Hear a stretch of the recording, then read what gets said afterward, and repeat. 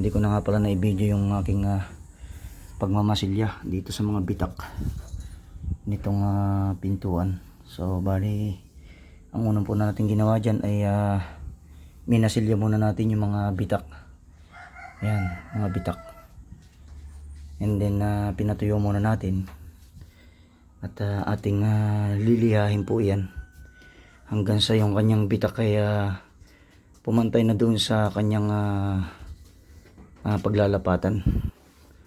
So napakahirap po kasi lang talagang masilyahin itong ganitong klase ng pintuan dahil mapapansin nyo masyadong marami siyang mga kantuhan, yung mga design, kaya medyo matagal natin itong lilihahin.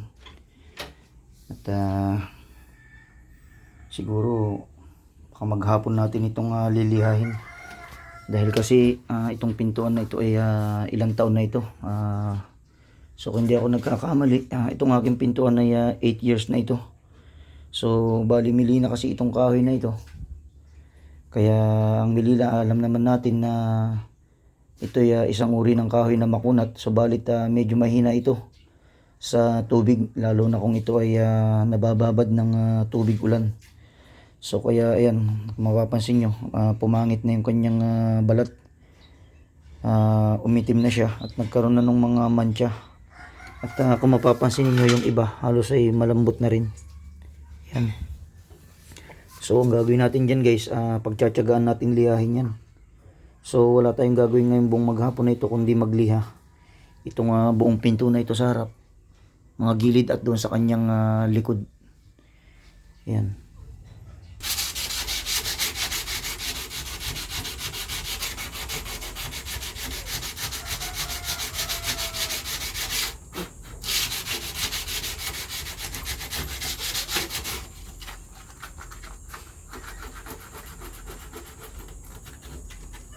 One hour later. So bali ito na guys yung aking niliha ngayong umaga.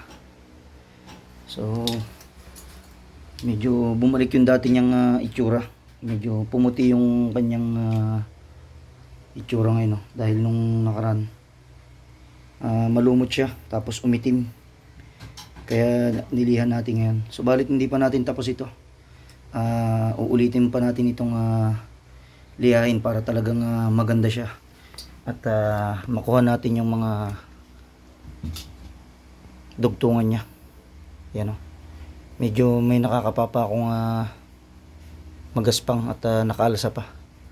Kaya bibili ulit tayo ng liha, yung original na liha yung ating bibilhin para medyo matagal siyang gamitin.